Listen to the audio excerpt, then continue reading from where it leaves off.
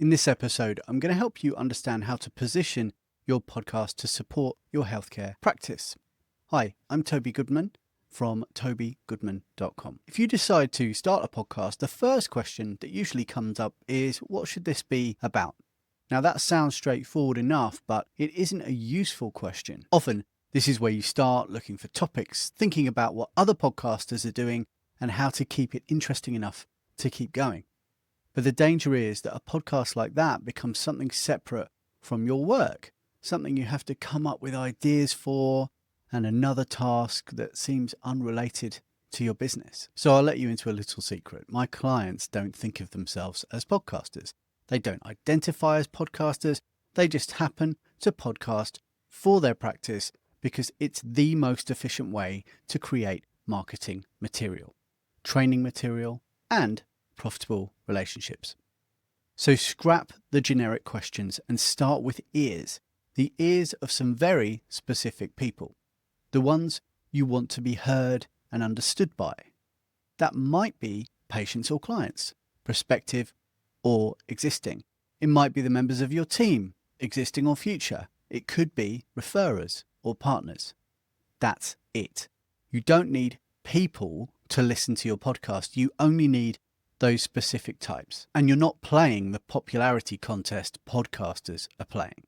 Your podcast is a communication tool that helps build your practice and clinic by building relationships through interviews or solo episodes like this one that you deploy in very specific ways. Most of my best-selling book, Narrow Podcasting, isn't about how to make a podcast.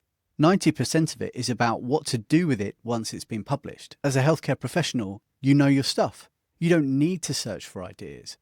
That's one of the reasons I love working with my clients. So the most valuable way to think about positioning your podcast is to focus on the questions that come up, the moments people hesitate, and the parts that take longer to explain than perhaps they should. That's where a podcast for your practice creates a real asset value inside your business.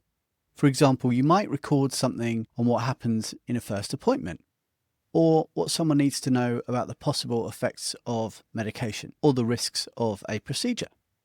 These are things you are already saying. You're just putting them somewhere they can be used again by you and by your team members without diluting the important message.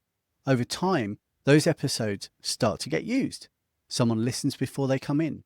A team member goes back to something for clarification.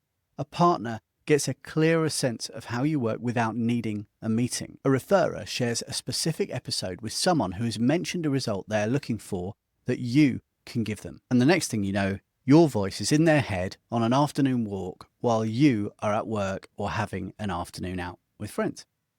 That is when you'll notice it in your day-to-day.